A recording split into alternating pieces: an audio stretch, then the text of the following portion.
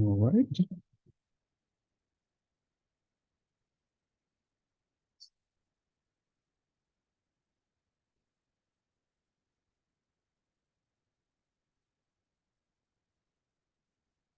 All right. Good morning, good afternoon, everyone. I'm Christian Bergman, Director of the Grand Round Series here at the Department of Internal Medicine. Today is September 28, 2023, and today we're going to talk about mistreatment. The title is They Did Not. I apologize. That should be a Y at the end of that title. I apologize. They Did Not. Mistreatment and Our Impact on the Learning Environment by Dr. Barrett. A couple of housekeeping issues real quick. We are still in a hybrid format for the Department of Internal Medicine Grand Rounds. You can come here in person at the George Ben Johnston Auditorium every Thursday from 12 to 1 o'clock, or you can call in online. For the Q&A session online, I will monitor the chat. If you have any questions or technical assistance, you can chat me on the side. We will have about 5 or 10 minutes at the end for some Q&A session with our speaker. If you have any feedback about Grand Rounds, please feel free to contact any of us. Happy to try to help, or you can chat to me during this session now. Let's go ahead and get started. Let me introduce our speaker, Dr. Christian Barrett. Dr. Barrett is Professor of Medicine in the Division of Hematology, Oncology, and Palliative Care here at VCU.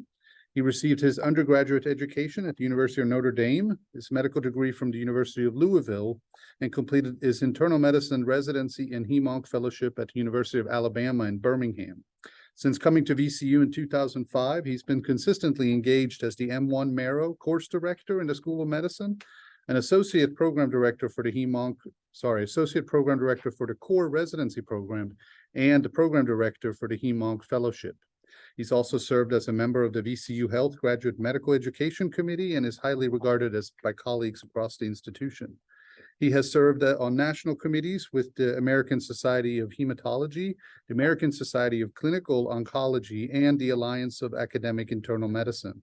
In addition to numerous Best Teaching Awards in both the undergraduate and graduate medical education here at VCU and the University of Alabama, Dr. Barrett has been recognized for his GME leadership in receiving the VCU Health GME Leadership Award in 2017. And in 2021, he received the prestigious Enrique Gertzen Faculty Teaching Excellence Award, the VCU School of Medicine's highest teaching award. He's currently the Associate Chair of Education for the department and a core member of the leadership team. Dr. Barrett, we welcome your presentation. For the CE credit, this slide. Let's see. Hold on, sorry. Why is that not advancing? There we go. I will display this at the end also again. Dr. Barrett, we'll turn it over to you now. There we go. Great. Thank you. Thank you all for having me. Today I was going to talk about a potentially sensitive topic of mistreatment, with a particular focus on mistreatment within the learning environment. I have no relevant financial disclosures pertinent to this topic. I do have biases and opinions, as does everyone. The objectives, hopefully at the end of the session, we'll have an understanding of the relative frequency and the types of mistreatment reported within the Department of Medicine. We'll recognize them in the importance of and some strategies to improve the learning climate and develop a framework and strategy for providing and receiving feedback effectively and with hopefully less fear and dread. So mistreatment, why should we care? Well, the literature would suggest that mistreatment certainly has negative impact on the learner. It has been suggested that it decreases loyalty to the institution, the health system, the schools, satisfaction with the decision to pursue a career in medicine, confidence in their abilities, and more importantly, perhaps, given the prevalence of these, burnout, substance abuse, depression, and suicidality amongst physicians. In addition, though, it impairs communication within the team, and therefore potentially impacting patient safety if they don't feel safe to bring their concerns and to speak freely. But how prevalent is it? Well, this is the data, most recent class graduation survey done through the AAMC for the VCU School of Medicine. And you'll see the Department of Medicine in the first column, and then the total as reported by the students in this year's graduating class. And you'll see from the Department of Medicine standpoint, certainly our incident reported related to our learning space was relatively low. That is not to say that any mistreatment is acceptable. And so we still have to pay attention to where those areas of potential improvement may lie. And you can see that there's distribution there. And if you look at the totals for the entire School of Medicine as reported by the students, you'll see that in fact, there is relative distributed prevalence of many of these types of mistreatment. Now, fortunately, the most egregious of them, physical harm, sexual favors, are relatively small, but they're by no means zero, and certainly much higher than that would be acceptable at all. But by far the most common single issue brought up is public embarrassment. If you look at the group that's focused on identity, gender, race, orientation, personal beliefs and characteristics, somewhat surprising since it's a relatively newer statistic for them to be gathering in these surveys, is the highest prevalence then falls to personal beliefs and value structures, with a substantial number of those falling in the category of fear that it might impact their grade, the outcomes of their education more specifically. That is followed by gender, followed by race, and finally orientation. And some of that may reflect denominators. There's certainly more people that have personal values and beliefs. Gender would represent about half of the class on either side of the male-female binary and other divide. But the denominator may impact the total numbers, but nevertheless, it gives you a sense of the relative frequency with which these comments, these experiences are made. But even at the resident and faculty level, as measured through the the ACGME program surveys each year, you'll see that the incidence is not low of some form of witnessed or experienced mistreatment. And what surprised me when I was looking at these surveys was certainly within the subspecialty departments in the programs, which these represent the subspecialty faculty. It was much higher on the faculty than even I was thinking it might be. So you'll see that it's just not the learners that are observing, not just experiencing these, but also the faculty in our work environment are also reporting that they too witness, but more importantly, experience, so that you're not having a magnification from multiple people seeing small numbers of things, but the experience is an individual metric. And I would also suggest to you that if you're looking at these data from a survey standpoint, that you're probably seeing the tip of an iceberg. Underreporting is probably much more of a concern than overreporting in many of these areas. And why do I say that? Well, there's lots of potential reasons why learners would potentially underreport. One, potentially a fear of reprisal for themselves for bringing their concerns to the forefront, particularly when reporting directly to the institution and to the leadership. Also, a sense of futility. What difference does it make? Changes don't get made. It's not transparent to the learners always what is going on behind the scenes, and certainly at an individual personnel standpoint, it's not always appropriate for those measures that have been taken to be disclosed. That's a human resource matter. So they don't see that change, they don't hear that feedback, and so it often leads, as expressed in the committees within the School of Medicine, it doesn't make any difference. In addition, many of the learners understand the potential ramifications to the program, to the institution of reporting on these surveys. So they understand on the ACGME survey, for example, that could lead to citations, which could affect the accreditation of their program. And they very much want to graduate from an accredited program, so they may be holding back on what they're reporting out of fear that on a sort of a national level survey, that they may cause problems for themselves as well. So as a result, they may be a little bit more willing to disclose on a program survey, but even there, when it's generated internally, but even there, they may have some hesitance as to the anonymity and the true ability to not come back to them specifically. In addition, I can say that it's the tip of the iceberg from having met with many of our own learners through direct conversations, through sort of targeted discussions. And they often are very honest when you're doing so about explaining in a very non-threatening way that they observe, they see, they feel a lot more. They just, again, held back when it came to the survey. But how does the AAMC define mistreatment? What constitutes mistreatment as far as they are concerned? So mistreatment is either intentional or unintentional. When it occurs, behaviors showing disrespect for the dignity of others and unreasonably interfering with the learning process. And they give examples, which is leading then into their measures on these surveys: sexual harassment, discrimination or harassment based on race, religion, ethnicity, gender, and sexual orientation, humiliation, psychological or physical punishment, and use of grading and other forms of assessment in a punitive manner. And when you read those, they may seem very straightforward, very much something that we could all wrap our heads around and agree upon. But is there in fact agreement on this definition? And that's where things get certainly a little bit murkier.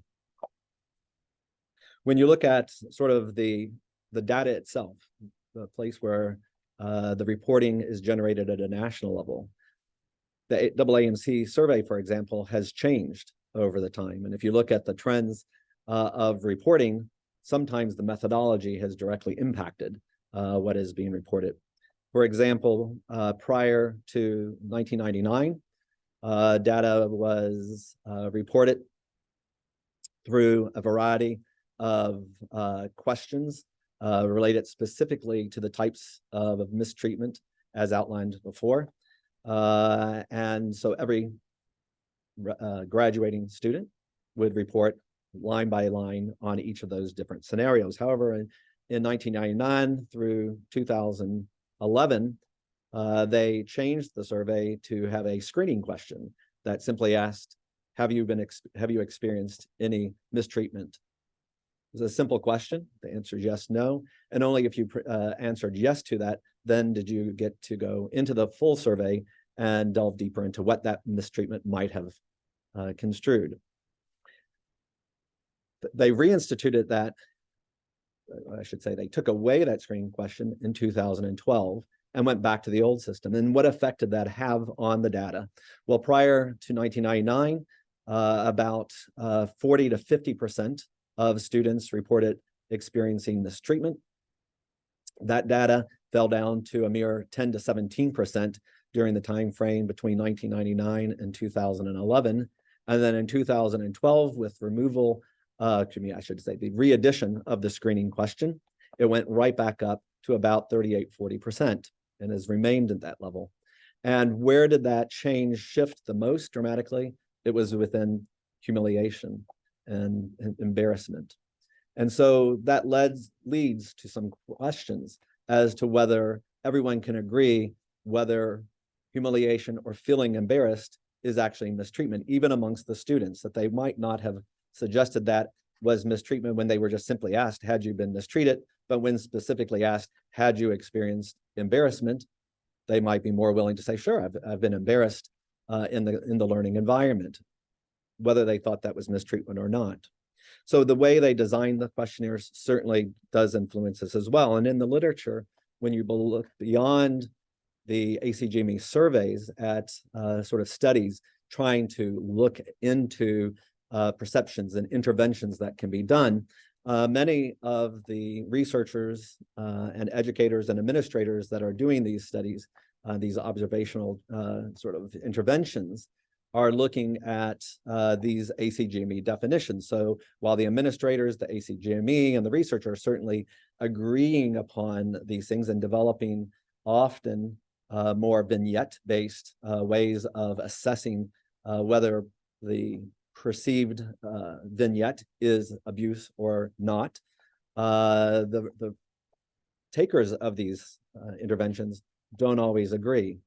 For example, in one study, they had developed 13 examples that they were going to ask. 12 represented abuses as defined per their sort of pre-testing along the AAMC lines related to gender orientation. And so they were scenarios that they felt directly were related to the areas of abuse as defined by the AAMC that would interfere with the learning process. And yet, when they asked the students and faculty whether that constituted abuse on a 5-point Likert scale, there was not a general agreement amongst the students and and the faculty, certainly. Although in 8 of the scenarios, faculty did say that was abusive. On 9 of the scenarios, the students felt they were abusive. And for the most part, they were sort of tracking one another for those. But there were clearly 4 scenarios in there, one of which was a control that was not abusive. They could all agree on that one. But for the other 3, neither the students nor the faculty felt it was abusive. And so the conclusion of the authors, having gone into it saying that the interest was in looking at those students compared to the faculty to see what the culture over time had developed, concluded that this was clearly them, both the students and the faculty, not recognizing abuse, and therefore the culture needed to change earlier to educate everyone as to what was abusive. And so it then became sort of a reinforcing, is this abuse from the standpoint of the researchers? Yes. Was this abuse from the standpoint of the students and the faculty collectively? They did not feel that was necessarily so. So why would they then potentially disagree? Well, when we get to humiliation, again, is an internal feeling. Embarrassment.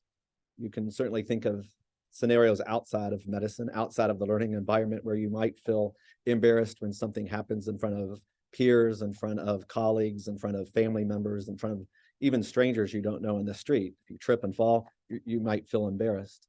So embarrassment by itself is not necessarily an abuse per se.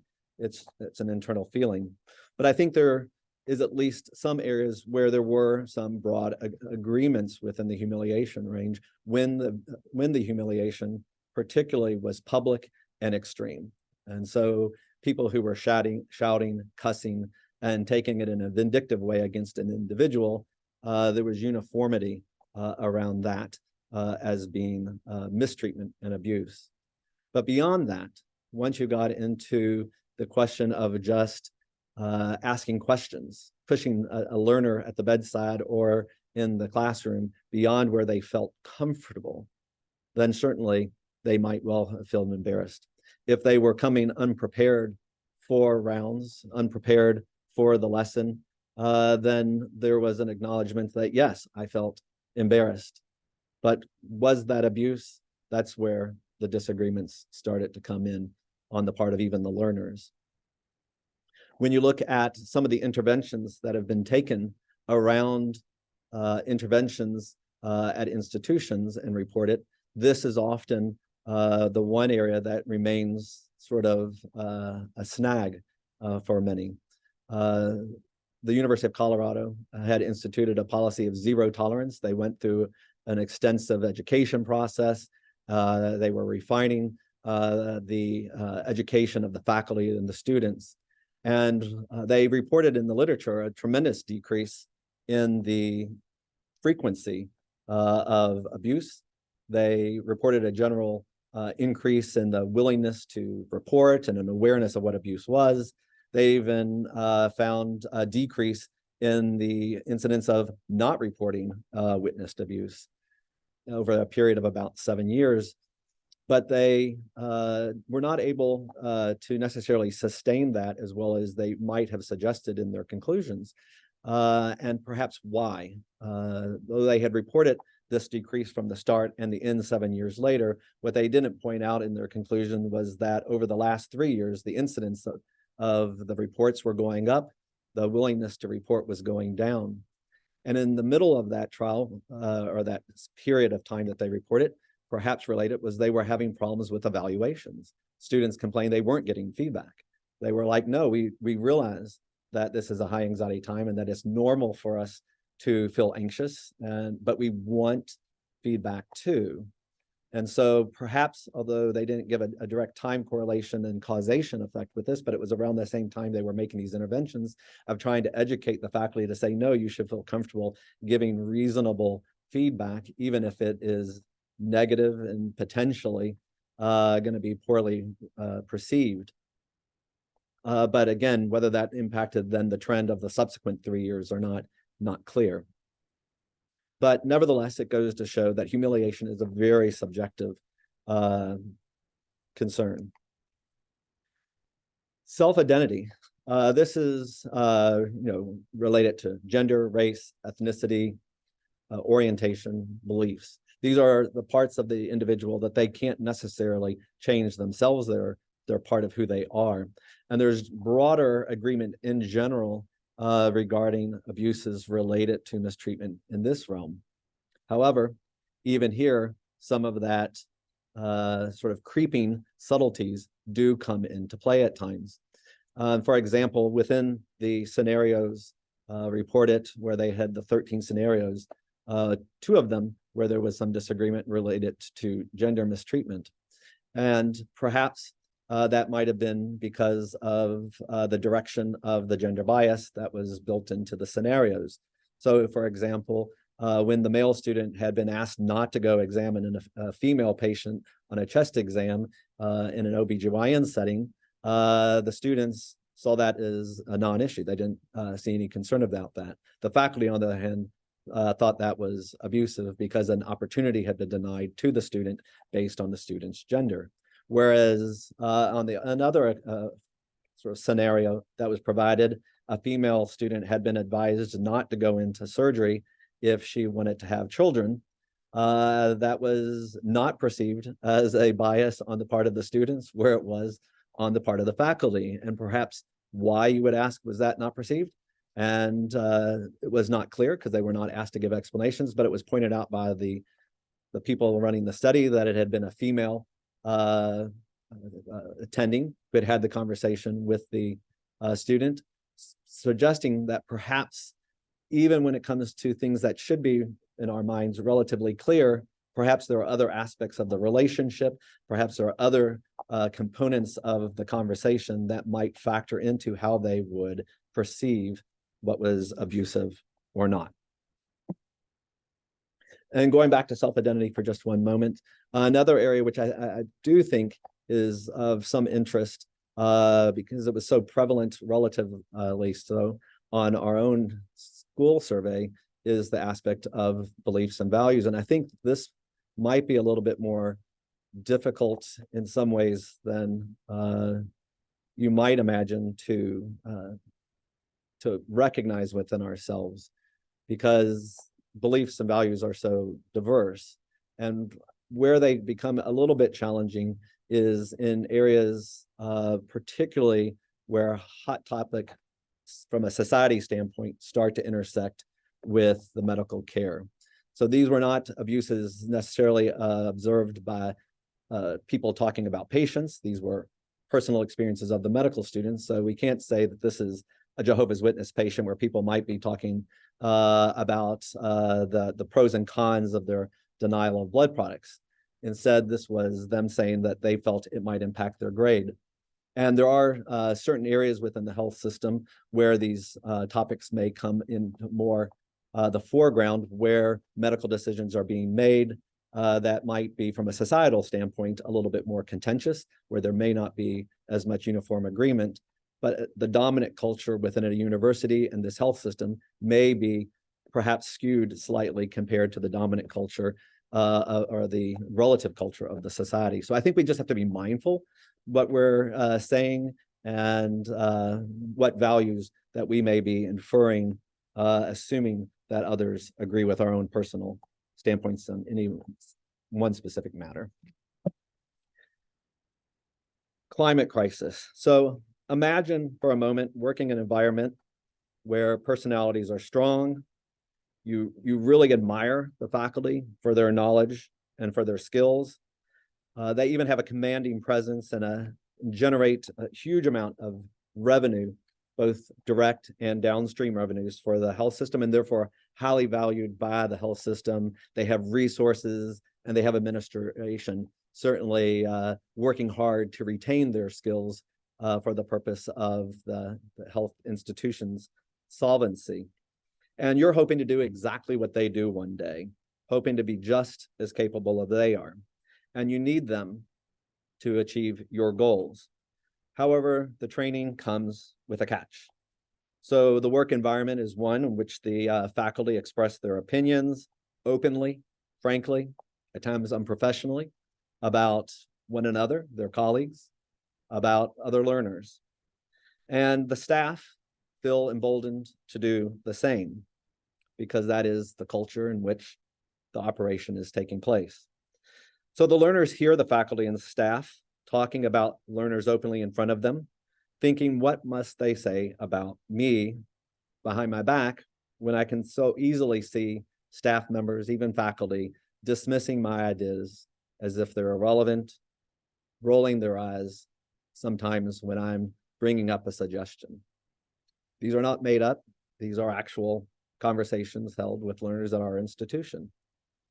So you can imagine when the learning environment is so toxic, at least from the perspective of an observer, maybe not from the perspective of the person who's there day in, day out, part of that culture, that comes as a bit of a challenge for them when they need those recommendations, they need that skill set taught to them. So they put up with it and they do the best they can. But it's a very intimidating and humiliating experience to feel that your learning opportunities, your ideas are being dismissed as such. And neglect, another more subtle form of abuse, potentially easily not recognized. So certainly we can imagine learning in high pressured environments where technological skills are critical. Patient safety, the margin for error is right there in the forefront of everyone's mind. And so it is important to maintain patient safety first and foremost, certainly. But what if your goal is to learn these same skills, and because of sort of hesitancy on your part, because of lack of understanding and judgments, because you haven't learned them yet, form early, sort of really early anchoring in terms of an assessment of your future skills in this regard. And at that point, cases start getting passed over from you. Your training gets impaired. That only accentuates the difference between you and your peers that are getting the cases, developing their skills, and gets to a point where at that point, yes, you are behind in your skills. So this early sort of dismissal is neglecting the learner. It's in a sense saying on year one of a multi-year program that they're just not capable, not acknowledging that part of the growth mindset is they have 3 years to develop these skills, and our job is to develop that skill set in them. And the fact that they don't have it early, the fact that they may not be as naturally talented in just the sort of the spatial arrangements does not mean they cannot learn those skills. And yet the neglect comes because the passing over, the altered opportunities, the hesitancy to have them engaged only accentuates and becomes a negative feedback loop that in a sense dooms them to not developing competency as well as they could, perhaps as well as they should at the end of the day, and potentially not being able to be accredited for the procedure or the skill involved. But there are other more subtle forms of neglect. Simply having a learner present their ideas to you at the bedside and then to dismiss the idea without explanation, to not even acknowledge the idea without explaining your rationale, and to simply move on to another learner, get their input, and then or just dictate your own. That sort of dismissal of their ideas, particularly when they've already gone through an extensive amount of training to be at this day, is sort of negating the skills that they've brought to the table, the skills that they're developing, and their own experiences, perhaps with different input from other learning opportunities that they've had, perhaps needing this sort of redirection. But no matter, the absence of the feedback, the absence of the redirection is a neglect. And that is also seen by our learners as mistreatment.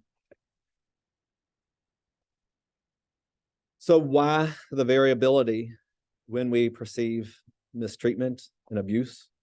And certainly it's because while the egregious are out there and easily recognizable from an observer standpoint, even from sometimes the person involved when they calm down, the vast majority of the reported forms of abuse and mistreatment are in the gray zone. And they're much more challenging.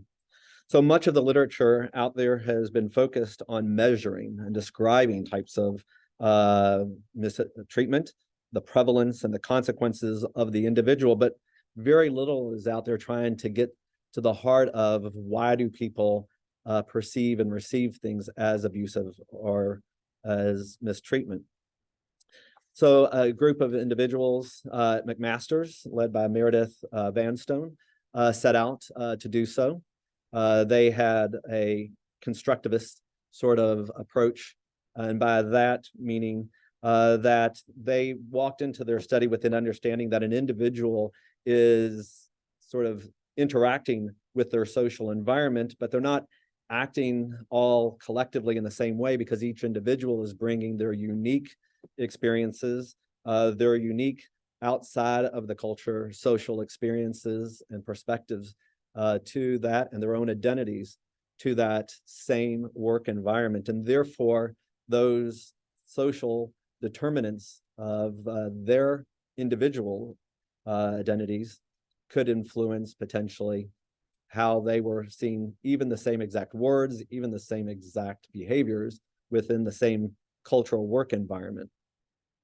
And so they set out to look at 49 individuals. They had evenly distributed them more or less between medical students, house staff, and faculty educators, both clinician and non-clinician. And they sought these individuals purposely on the student side by looking at people who had self-identified having experienced cases of mistreatment, thinking that these individuals would at least have some experiences that they would be able to directly describe and explain from their perspectives.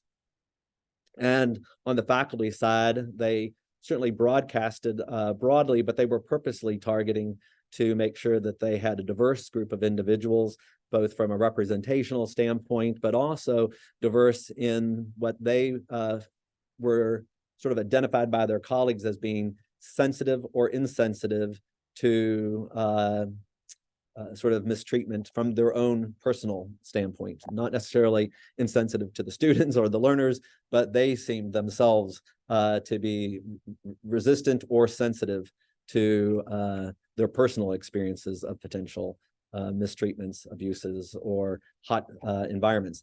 And they wanted a mix of people who were working in hot, high-pressured environments as well, to bring that sort of perspective to the conversation. And then after identifying the individuals, they very broadly open-ended question interview format, had individual interviews with each of these individuals, asking them to describe experiences that they had. How did they define mistreatment? What experiences did they have? What experiences and how would they, from witnessing and seeing, described events where they felt there would be broad agreement of them and their and the community and their environment, where this would be mistreatment, areas that they felt that were suboptimal, but not necessarily rising to the level of mistreatment, and areas where they thought there would be open disagreement as to whether mistreatment or was occurring or not.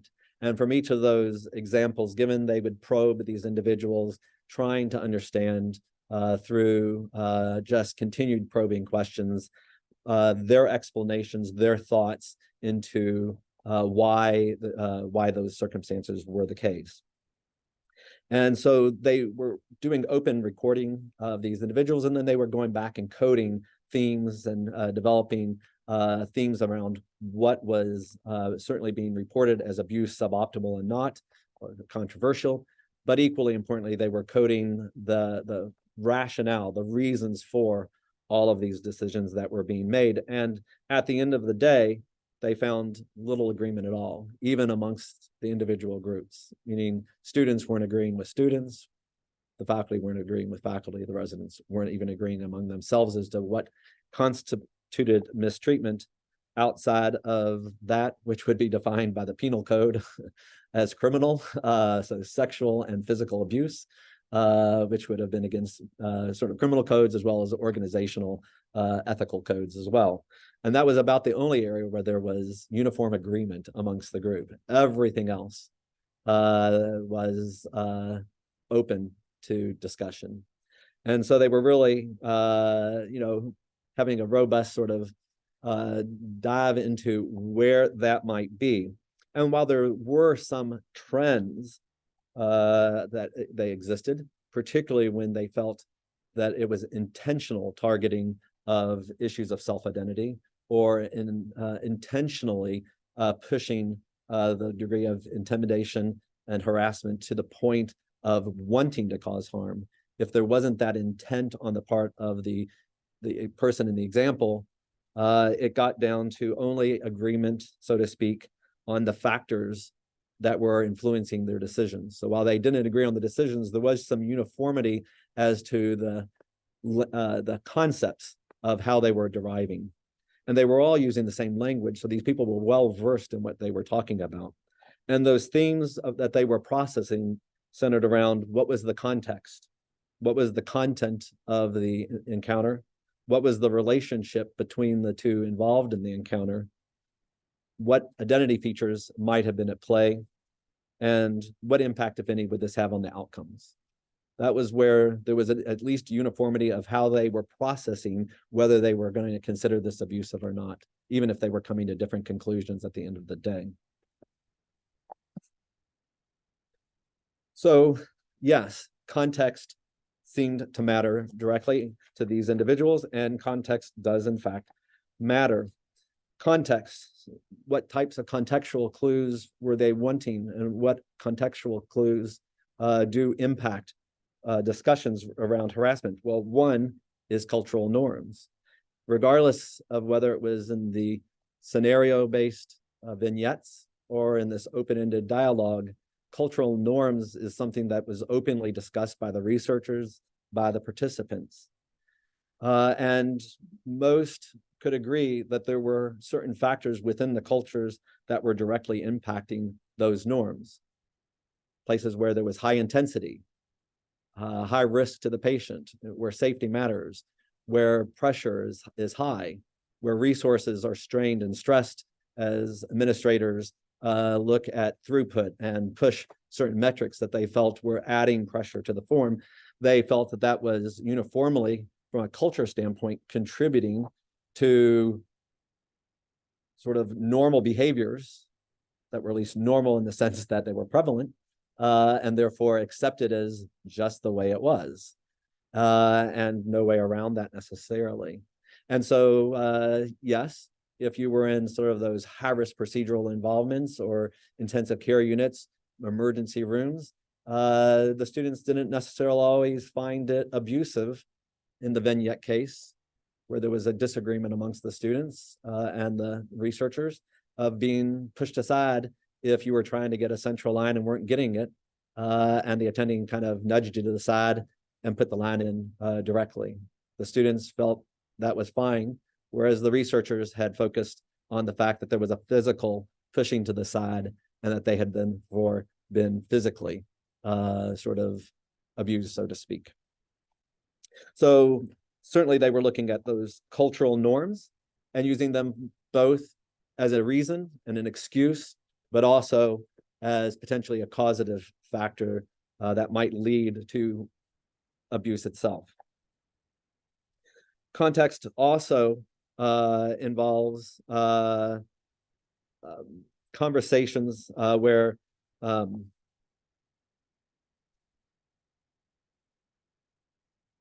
conflict may be natural amongst team members, we'll say. And therefore, again, there was a disagreement regarding the nature and the intensity of those interactions. But imagine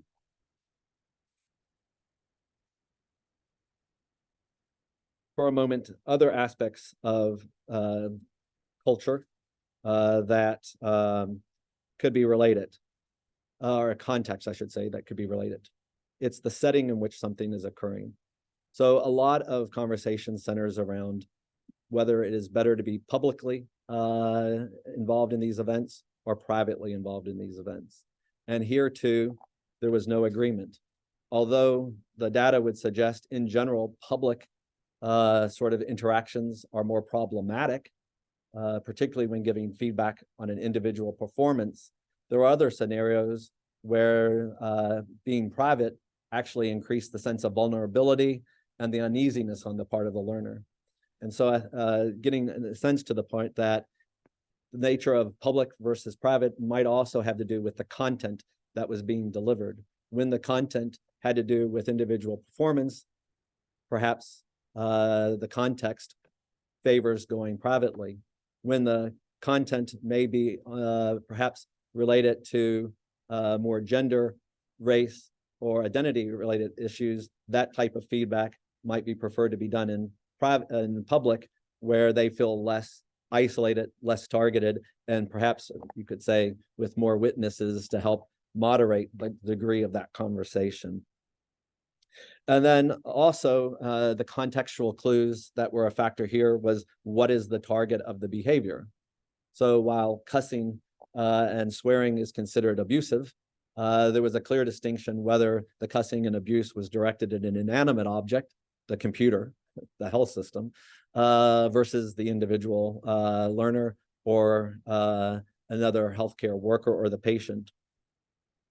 And finally, the content mattered to the degree of the intent. Was the intent meant to cause harm, or was the intent to help?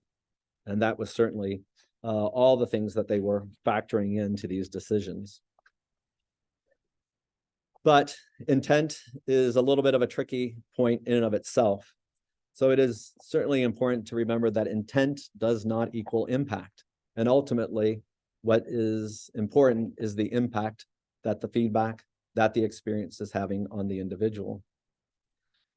One day I walked into a team room and saw the intern clearly upset. I asked, what's going on? And they eventually, at first having said nothing, I'm fine, opened up and expressed some concern of an interaction they had had with their senior on the team that had made them feel, and what they had received was that I'm a horrible intern, I'm dangerous, and I'm not competent to take care of people safely. And the event had occurred where the individual resident had been off floor, and the learner had gone in and assessed the patient, triaged it with a sister team's resident, escalated to the attending. Wasn't present for the feedback. So what exactly happened? As an attending, you don't know. You don't know what the actual words were between the learner and the senior resident. But I could easily observe the impact it had on the individual. And so in that circumstance, hesitant to blame the resident specifically for anything, because you did not know what they say, the best you can do is to offer your observations to the intern to assure them that they were not, that they had been appropriately escalating to the attending, that I had been aware, I had been in the room with them while they were examining the patient, and explain that I'm sure the resident did not have perhaps that perspective at the time. When you talk to the resident, my conversation then had to turn on what the facts were, which is I did not know, again, what had been said. So I had to focus instead on the behavior that had the observations I had made. And so I could only talk to the impact and make sure that the resident was aware of the impact that encounter had had on them and the potential sort of high psychological size that that individual carried in the eye of the intern. And therefore, hopefully, making them aware of that behavior. And only with time did we have a more substantive conversation about that. So I think it is important to recognize that intent does not equal the impact, and the impact is the most important. And unfortunately, here too, when one is considering impact and intent, most of us tend to ascribe to ourselves our best intentions. Most of us ascribe to our loved ones, our family members, and those that we have close relationship, their best intentions. But when you don't have that relationship and you're in a sort of a high anxiety, high emotion laden conversation, you tend to ascribe to the other person the worst of possible attributes and the worst of intentions without necessarily checking in. And what leads to the way that we perceive things? It's our own frame of reference, our own experiences. So everything we see in life is going through filtered lenses.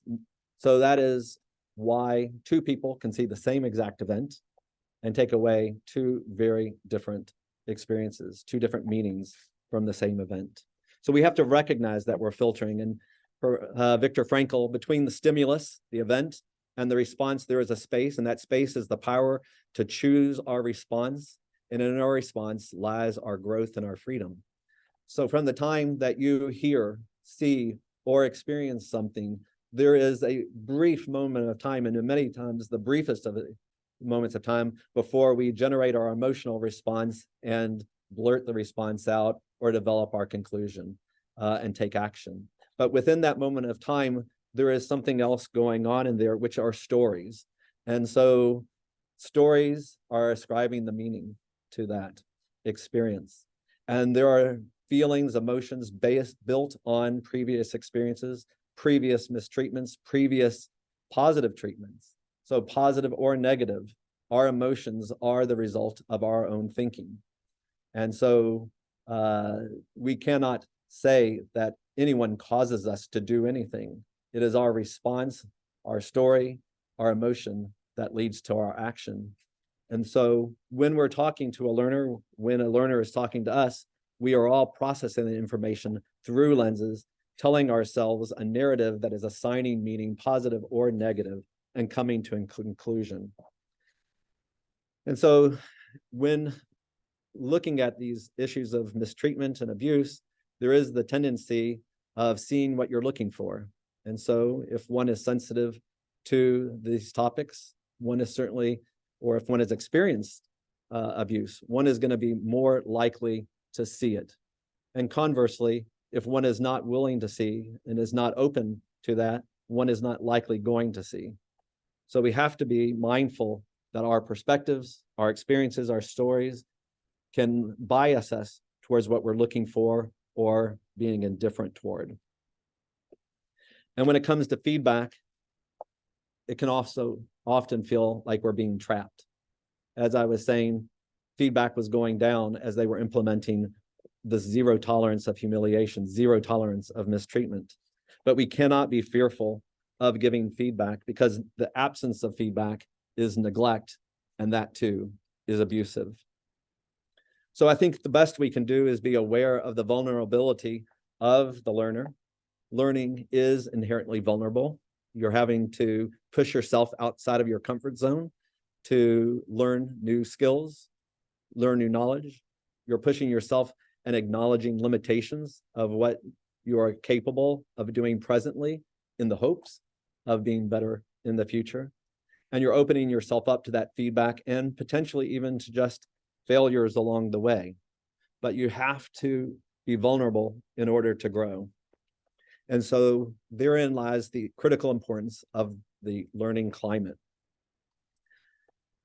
You have to have a good learning climate to feel comfortable, to be vulnerable. You have to have a good learning climate to take the risk. And the way we as educators can do this is to help establish clear and reasonable expectations up front when we're working with a learner, to get a sense of what their goals are as well, and to make sure that we can negotiate that level of responsibility, that level of engagement that is going to best fit their skills.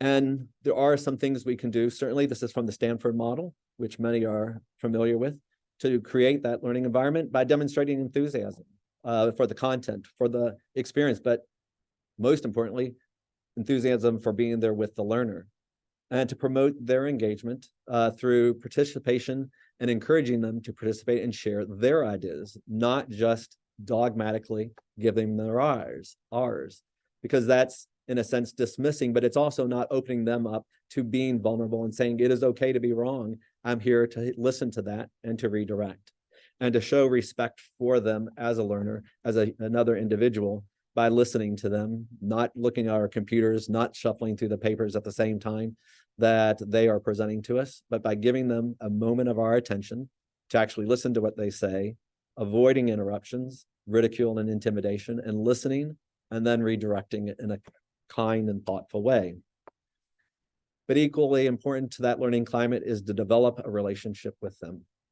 So there too, we have to dare to be vulnerable ourselves.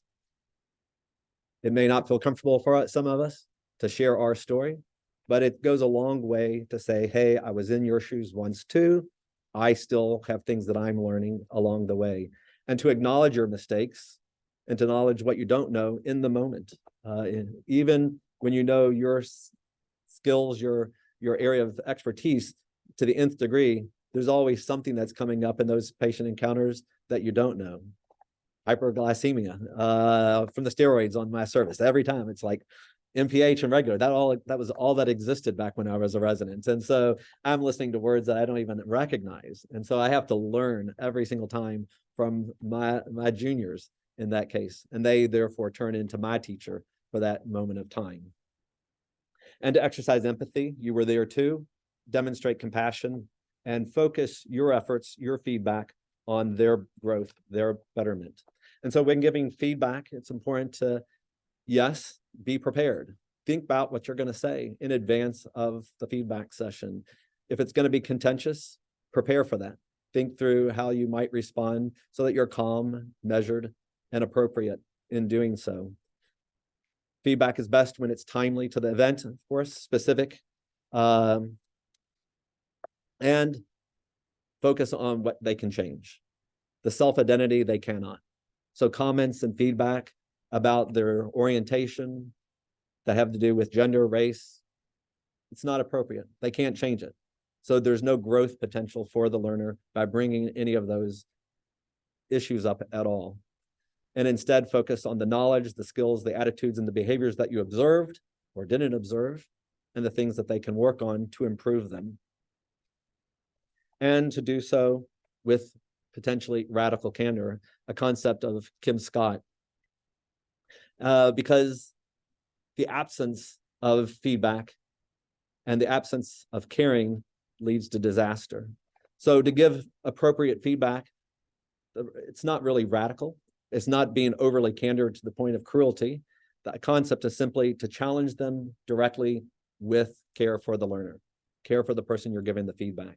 And if you care about them and you're giving direct feedback for their growth with that intent, then they will grow. But if you're scared of giving the feedback because you like them, then they don't grow. And your kindness led to the worst kind of kindness, one that held them back, prevented them from becoming what they could otherwise do. It is better to be obnoxious and rude, but at least giving them feedback, they can grow from that. Killing them with kindness, so to speak, is doing them no service. And when you're giving feedback, lead and end with genuine inquiry. Start the conversation by getting their insight. It might make your job a lot easier because they may recognize what was going right and what was going wrong and get you off the hot spot. But it also will point out their blind spots. And at the end, check in, make sure that they understood. And equally importantly, make sure the impact you had was the one you intended. And if not, try to rectify that. And when giving and receiving feedback, first and foremost, keep that growth mindset at the front of your thing. Focus on what they can change. When you're receiving the feedback, have trust that they are giving it for your best interest and that they want you to grow. And recognize if you're getting feedback, those emotions and what stories you might be telling in your head, the automatic negative thoughts, the should have, I could have, if only I had, they're an ass. Don't label, don't think about what could have been done differently. Think of what you will do differently in the future. And again, mindful of those stories that are going in our head. And at the end of the day, approach giving feedback and receiving feedback with compassion for ourselves. We're all works in progress. None of us are perfect yet, but we all hope to get there one day. And to always compare yourself to who you were yesterday. Don't worry about what others are doing today. It's your growth. Questions?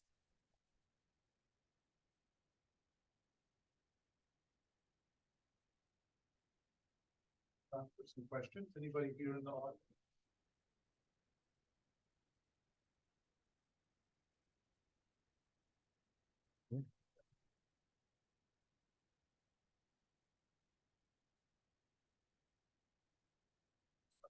Saying things. I have a quick question. Sure.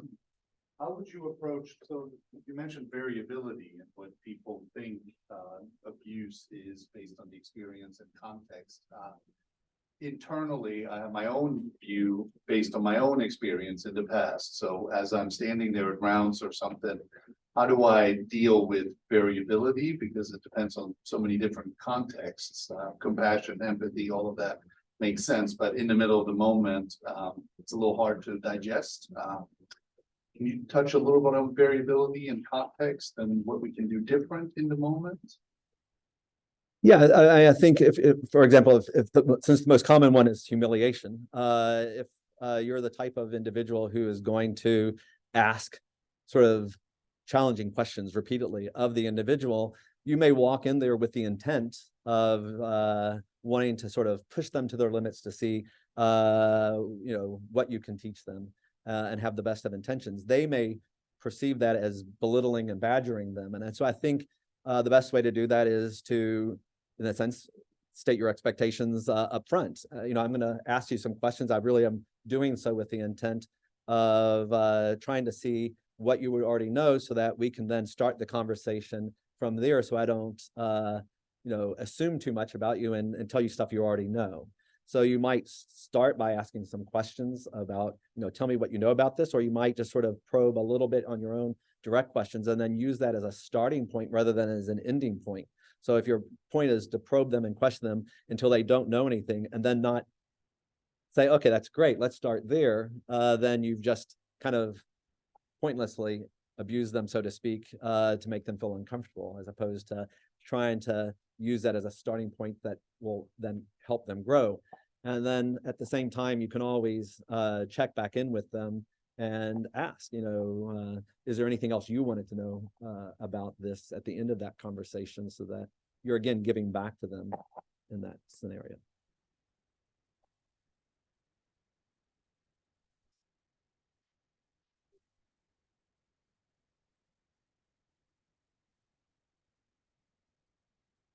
Lots of praise on Okay, well, thank you. I have one, hold on, sorry. Mhm.